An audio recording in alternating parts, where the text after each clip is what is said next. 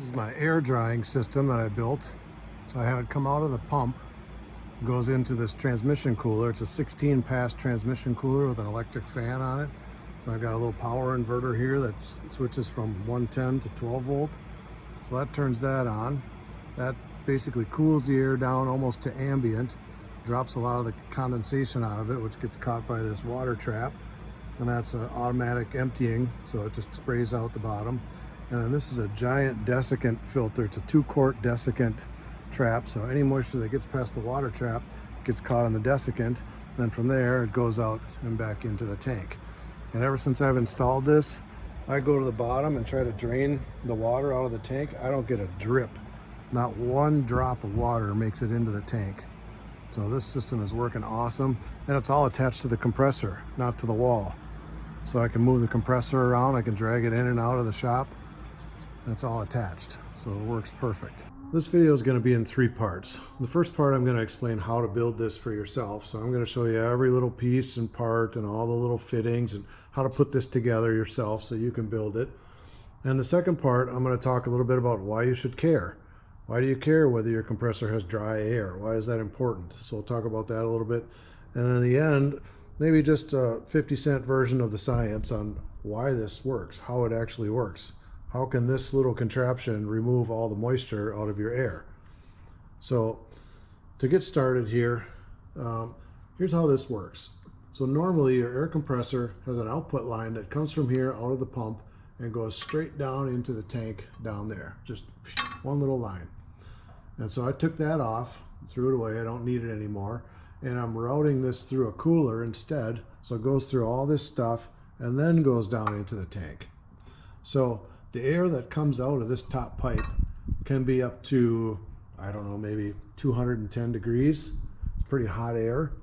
And then it goes into the cooler, and the cooler cools it down to almost ambient, and then it catches whatever moisture might still be in the air, and then it puts it down into the tank so that by the time it goes into the tank, you can grab a hold of this pipe. This is like ambient. If it's 80 degrees outside, this might be 210 degrees.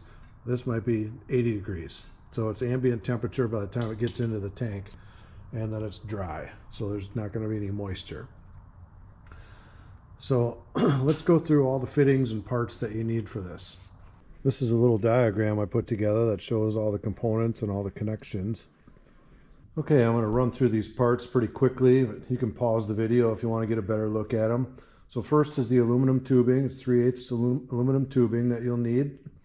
And these are the compression fittings that go on the aluminum tubing, so you don't have to have a flaring tool. You just put the compression fittings on. These are the NPT adapters that attach to the heat exchanger. These are the couplers that go between the NPT fittings and the compression fittings. This is the heat exchanger. It's just an oil cooler or transmission cooler, a cheap one from Amazon. The bigger heat exchanger you can get, the better. So I've found that this one works just fine. I wouldn't want to go with anything smaller than this. But if you have room for a bigger one, that'd be even better yet. These are the brass fittings that you need to attach the water trap. And then this is the water trap that I bought. It's a self-emptying one, like I mentioned. And there's some NPT adapters to basically attach the water trap to the desiccant trap. And this is the desiccant filter that I bought. It's kind of an expensive one. This is the most expensive part of this whole build.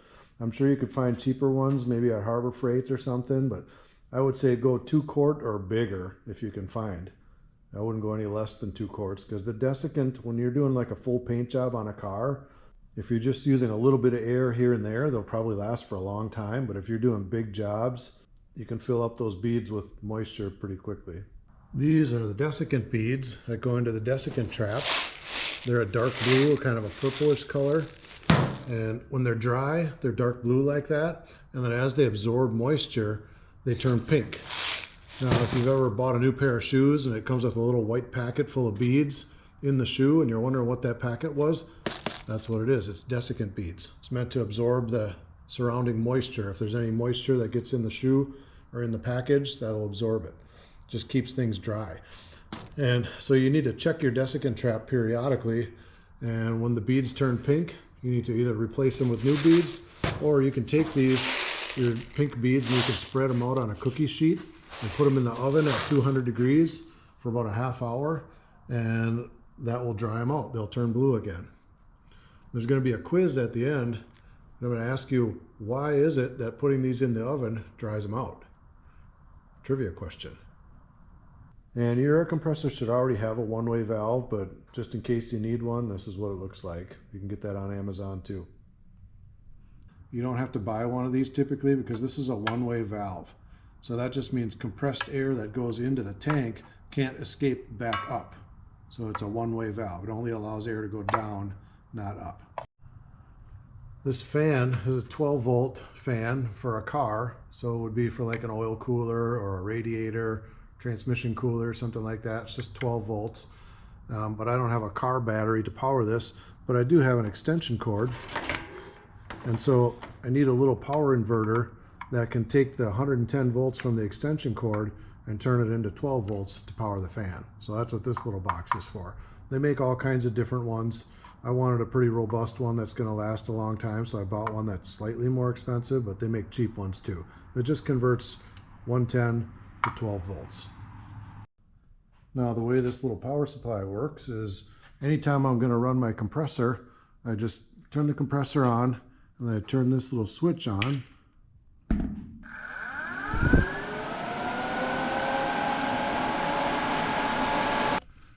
Now that fan moves a ton of air and it draws a lot of heat out of that heat exchanger, and I just let it run for as long as the compressor is running. If I'm doing some sandblasting or painting or whatever, I let the compressor stay on and I just leave the fan stay on the whole time, and then when I'm done I turn them both off. So you don't have to have a flaring tool. You don't need to flare the ends on this. You just have compression fittings that look like this, and they basically just squeeze onto the tube and make a tight fit, make an airtight fit. So these little ones are compression fittings. So this is just a cheap transmission cooler off of Amazon. It's a 16 pass, which means the air that comes through this pipe goes back and forth across that heat exchanger 16 times. Meanwhile, the fan is sucking air through it. So the fan draws all the heat out of this air. So you've got air going through it. They call this an air-to-air heat exchanger. And I've wanted to build one of these for years. I've tried some of the ideas I've seen on YouTube where people attach a bunch of copper lines to the wall and cover their whole wall with copper lines. That never worked for me. I've also tried the copper coil in a bucket of water and I couldn't get that to work. But this works really well. This system has worked great for me. And I'll explain why it works a little later in the video. This is just a piece of steel tubing that I mounted everything to. And then I bolted it onto the compressor using the existing holes back here for this shroud. And the reason I did that is because I wanted this attached to the compressor so that, number one, when the compressor vibrates, it doesn't like shake these lines if they are attached to the wall. And number two, so I can move the compressor around wherever I want it, and this whole system is portable. Now, why should you care about having dry air coming out of your compressor? Why is that even important? Well, for somebody like me, I do a lot of painting. I painted this car right here in this garage, and I painted the truck here, and painted lots of other cars. And you don't want to have any moisture coming out of your air when you're doing painting. You can get a number of different types of paint defects like fish eyes or orange peel, excessive orange peel in your paint. You can get cloudy clear coat. There's all kinds of different things that can happen if you have water in your paint. So you don't want that. And also just for using air tools, you don't want your inside of your air tools filling up with water. And I also do a lot of sandblasting. And sandblasting is horrible when you have water in the lines. It just clogs up the sand and it won't flow through the sandblaster anymore, and it makes that a nightmare. So there's a lot of reasons why it's beneficial to get the water out of your air. Why is there water in my air in the first place? How does water get into the air? Well, a little science behind that. So hot air, you can think of like a dry sponge. Hot air can absorb moisture from its environment. So if you have hot air in the summertime, it'll absorb moisture from wherever it can find it. If you've got rivers or lakes or streams or a swimming pool nearby, anywhere the hot air can find water, it'll absorb it. So hot air has a high capacity for absorbing moisture, and it becomes hot, humid air. That's what humidity means. It just means the air is holding water vapor. It's holding moisture. So in the summertime, if you have hot, humid, heavy air, it's because that air is holding moisture. It's absorbed moisture. Cold air, on the other hand, has a very low capacity for being able to hold moisture. So how do you get moisture out of hot air? It's simple. You just cool it. If you can cool the air down, the moisture will fall right out of it. It's like squeezing a sponge. That cool air just can't hold the water, it can't hold the moisture, and so it'll fall right out.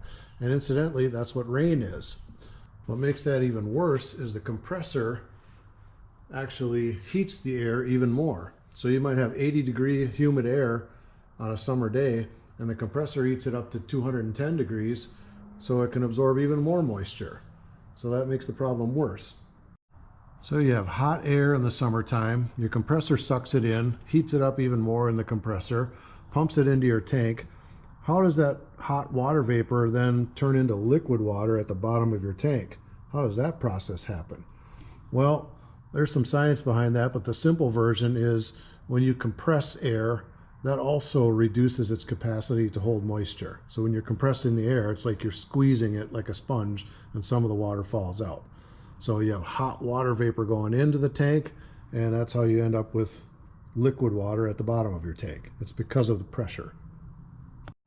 So all this system is doing is just cooling the air that comes out of the compressor. That's it. It cools it down, and it basically condenses from a vapor into a liquid inside these tubes, and then it has nowhere to go but drain out the bottom, and those drops of water end up in the water trap. This water separator, whenever it needs to, it just shoots the water out the bottom. There's a little rubber plug there, so you don't ever need to drain this. It just shoots the water out on its own. Then any remaining vapor goes into the desiccant beads, it gets absorbed, so you have nice, cool, dry air going into your tank. And that's it. I hope this was helpful for some of you. Hope this gave you enough information to build one of these for yourself. If you're serious about doing real work with air, whether it's air tools or painting or blasting or anything, you really need an air dryer. And you really don't need anything super expensive. You can put together a setup like this relatively cheaply and get great dry air. So something to think about. All right, thanks for watching. See you in the next one. Hang on a minute. We forgot about the trivia question. So why is it that putting these beads in an oven full of hot air dries them? How does it dry and get the water out of the beads? If you learn anything in this video and you know the answer, put it in the comments below. All right, see ya.